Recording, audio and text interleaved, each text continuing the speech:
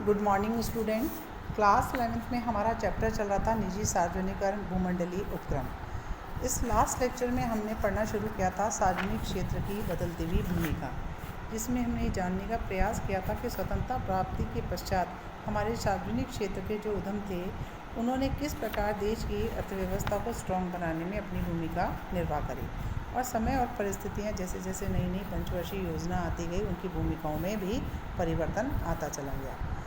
इसके अगेंस्ट में हमने हमारे जो पॉइंट्स थे उसमें हमने अपने 5 पॉइंट्स पढ़ लिए थे, और जो अगला पॉइंट जो हम पढ़ने जा रहे हैं जो कि मोस्ट इम्पॉर्टेंट है और उस पर बहुत सारे प्रश्न भी बनते हैं, वो था 1991 के अंदर सरकार की सार्वजनिक क्षेत्र के संबंधित नीतियाँ। आपको मैं बताना चाहूँगी कि 1991 में सरकार ने देश के अंदर एक नई औद्योगिक नीति की घोषणा की थी।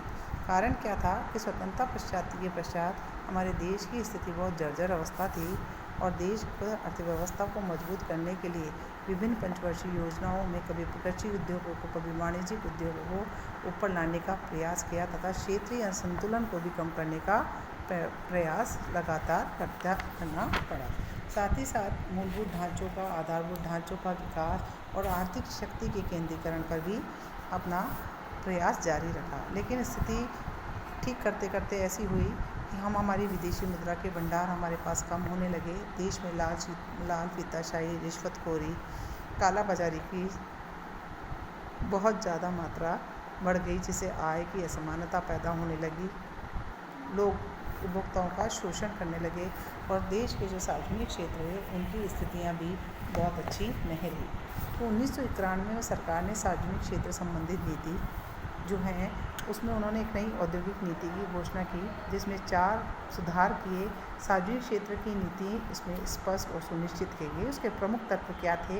ये क्वेश्चन बनता है कि औद्योगिक नीति के प्रमुख तत्व क्या थे। तो सबसे पहला था कि क्षमताओं की संभावनाओं वाले जितने भी हमारे पब्लिक सेक्टर यूनिट यानी PSU यानी पब्लिक सेक्टर यूनिट को पुनर्गठित और पुनर्जीवित करना इसका मुख्य तत्व था। दूसरा, जिन PSU को पुनर्जीवित नहीं किया जा सकता था, अर्थात जिन पर हम इलाज करने पर भी उसको ठीक नहीं कर सकते थे, उसे बंद करने का निर्णय लेना था। और तीसरा था, यदि आवश्यकता हो तो गैर महत्वपूर्ण PSUs में सरकार की क्षमतांश को जो कि 51% होते थे उनको 26% तक लाना, उसे कम करना। और चौथा था, उद्देश्य होता कर्मचारियों के हितों को पूर्ण संरक्षण देना, ताकि बेरोजगारी जैसी समस्या विरोध का सामना न करना पड़े। तो आइए पढ़ते हैं इसके अंदर कि क्या था इस सार्वजनिक क्षेत्र संबंधित नीति क्या थी। इसमें सबसे पहला पॉइंट आता है सार्वजनिक क्षेत्र के जो आरक्षित किए गए थे हमारे 17 उद्योग, उनको घटाकर 7 करके लाना। और उसके पश्चात यहाँ तक कि ये 3 क्षेत्र केवल सार्वजनिक क्षेत्र के रह गए, बाकी सभी को क्या कर दिया, व्यवसाय के लिए छूट दे दी गई। 1956 की औद्योगिक नीति के अंदर सार्वजनिक क्षेत्र में 17 उद्योगों को रखा गया था जो सार्वजनिक क्षेत्र में ही खोले गए थे, लेकिन 1991 के अंदर केवल 8 ही उद्योगों को इस क्षेत्र के अंदर रखा गया, जो आणविक ऊर्जा, अस्त्र शस्त्र संप्रेषण, खनन, रेलवे तक सीमित थे। लेकिन 2001 में इन 8 की संख्या को भी घटाकर 3 उद्योगों को ही सार्वजनिक क्षेत्र के लिए आरक्षित कर दिया गया, जो कि थे आणविक ऊर्जा, अस्त्र शस्त्र और रेलवे परिवहन। इसका अर्थ था कि निजी क्षेत्र इन 3 को छोड़कर सभी क्षेत्रों में क्या कर सकते थे, बिजनेस कर सकते थे और अपना योगदान अर्थव्यवस्था के विकास में दे सकते थे। सार्वजनिक क्षेत्र को भी उनकी प्रतियोगिता में व्यवसाय करना पड़ रहा था। हमारी अर्थव्यवस्था के विकास में सार्वजनिक क्षेत्र की महत्वपूर्ण भूमिका रही है, लेकिन निजी क्षेत्र भी राष्ट्र के निर्माण में अपना महत्वपूर्ण योगदान देता है। इसीलिए राष्ट्र क्षेत्र के दोनों सार्वजनिक और निजी क्षेत्र एक दूसरे के विरोध समझकर उनको एक दूसरे का क्या समझना चाहिए, तो उनको एक दूसरे का पूरक समझना चाहिए, अर्थात दोनों देश के आर्थिक निर्माण में अपना सहयोग। निजी क्षेत्र की इकाइयों को जनता के लिए अधिक उत्तरदायी बनना होगा तथा सार्वजनिक क्षेत्र को भी आज अत्यधिक प्रतियोगी बाजार में अधिक उपयोगिता पर क्या देना पड़ेगा, ध्यान देना जरूरी होगा। दूसरा पॉइंट है सार्वजनिक क्षेत्र के चुनिंदा व्यावसायिक इकाइयों में अंशों का विनिवेश करना। विनिवेश क्या होता है मैं आपको पहले भी समझा चुकी हूँ। विनिवेश का मतलब होता है जो 51% सार्वजनिक क्षेत्र में सरकार के अंश हुआ करते थे, सरकार ने उस अंशों को अपने क्षेत्र में से निकाल कर निजी क्षेत्रों में बेचना प्रारंभ किया, जिससे कि क्या होगा कि उसके अंदर एक तो निजी भागीदारी बढ़ेगी और दूसरा उनसे जो पैसा आएगा उन पैसों से हम पुनः निवेश कर ज़्यादा सुदृढ़ स्थिति अर्थव्यवस्था को विकसित करने में ला सकते हैं। पढ़ते हैं चलिए। विनिवेश से सार्वजनिक क्षेत्र की इकाइयों के समतांशों को निजी क्षेत्र की जनता और इकाइयों को बेचा जाता था। इसका उद्देश्य था उन इकाइयों के लिए साधन जुटाना और आम जनता और कर्मचारियों की भागीदारी को और भी व्यापक बनाना। सरकार ने औद्योगिक क्षेत्र में अपने आप को अलग करने तथा सभी उपक्रमों में अपनी क्षमता पूंजी को कम करने का निर्णय लिया था। कम कैसी होगी? जब आपका जो 51% है उसमें से आप दूसरे अपने अंशों को उठा करके जिन निजी क्षेत्र के उपक्रमों को बेचेंगे तो आपका हिस्सा कम हो जाएगा और निजी भागीदारी बढ़ जाएगी। इससे क्या होगा? प्रबंधन में सुधार होगा और वित्तीय अनुशासन भी आएगा। लेकिन इस मामले में अभी भी और भी कुछ करने की आवश्यकता है जिससे ये और भी अधिक सुधार किया। सार्वजनिक क्षेत्र के उपक्रमों में अगला प्रश्न बनता है, सार्वजनिक क्षेत्र के अंदर निजी क्षेत्र के उपक्रमों के प्राथमिक उद्देश्य निम्नलिखित है कि निजी क्षेत्र को क्यों बढ़ावा देने लगे कि ऐसे सार्वजनिक क्षेत्र के उपक्रम जिनका राजनीतिकरण महत्व नहीं है उनमें अटकी सार्वजनिक पूंजी की बड़ी राशि को बाहर लेकर आना। यानी सार्वजनिक क्षेत्र के जो अंश थे उनको कम करोगे, इससे उन्हें सामाजिक प्राथमिकता वाले क्षेत्र जैसे मूलभूत स्वास्थ्य सेवाओं, परिवार कल्याण, प्राथमिक शिक्षा में उपयोग में लाकर इस क्षेत्र को क्या किया जा सके? डेवलप किया जाए। दूसरा जो सार्वजनिक ऋण था वो जो भारी राशि थी उसको कम करना, उस पर होने वाले ब्याज का जो हमारा व्यय हो रहा था उसे कम करना दूसरा उद्देश्य था। तीसरा उद्देश्य था वाणिज्यिक जोखिमों को निजी क्षेत्र को हस्तांतरित करना, जो कि सार्वजनिक क्षेत्र के उपक्रम अच्छी तरह से निर्वाह नहीं कर पा रहे थे तो वो चाहते थे कि निजी क्षेत्र को हस्तांतरित करें ताकि कोषों को अधिक उपयोगी विभिन्न परियोजनाओं में निवेश भी किया जा सके। इन इकाइयों को सार्वजनिक नियंत्रण से मुक्त करना और निगमित शासन में लाना। और आखिरी था इन क्षेत्रों में अब तक सार्वजनिक क्षेत्र का एक अधिकार था, उदाहरण के लिए जैसे टेली संप्रेषण क्षेत्र, उनमें उपभोक्ताओं को अधिक चयन की सुविधा देना, कम मूल्य पर श्रेष्ठ किस्म की वस्तु और सेवाओं का लाभ प्रदान करना।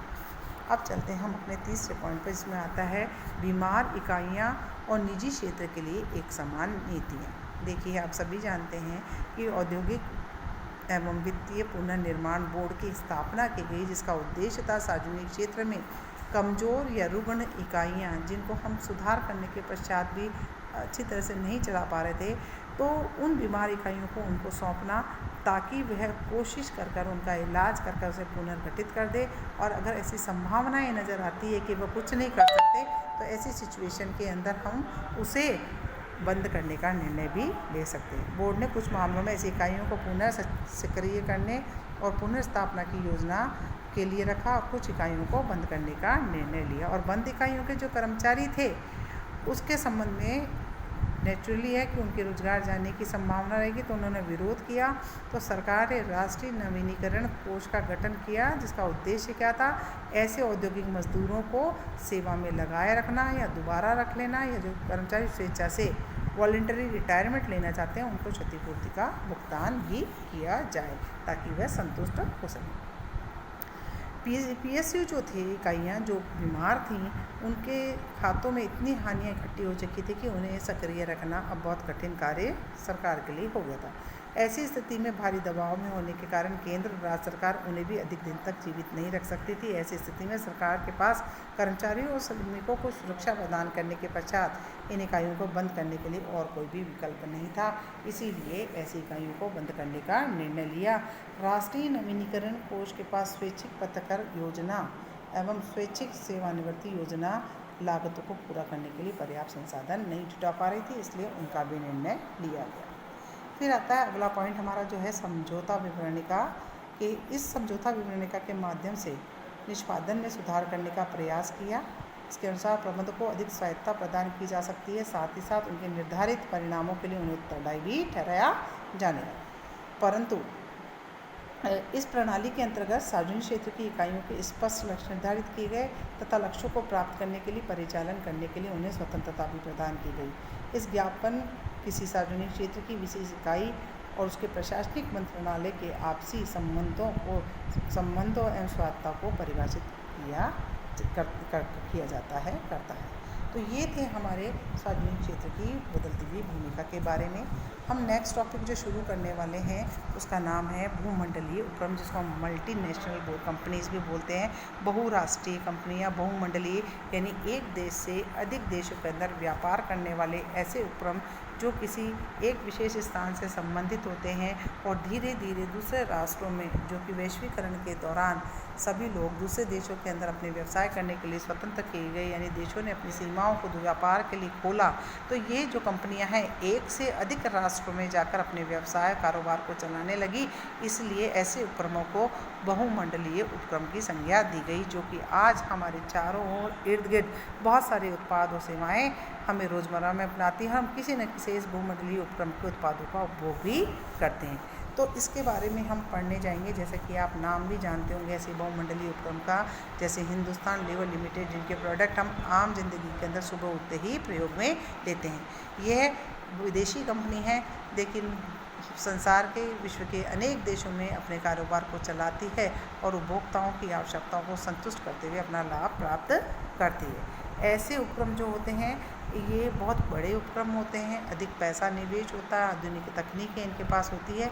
तो इसके बारे में हम इस बहुस्वामित्व वाले विदेशी संगठन होते हैं बहुमंडलीय उपक्रमों के बारे में अपने नेक्स्ट लेक्चर में पढ़ेंगे। Thank you very much, keep safe.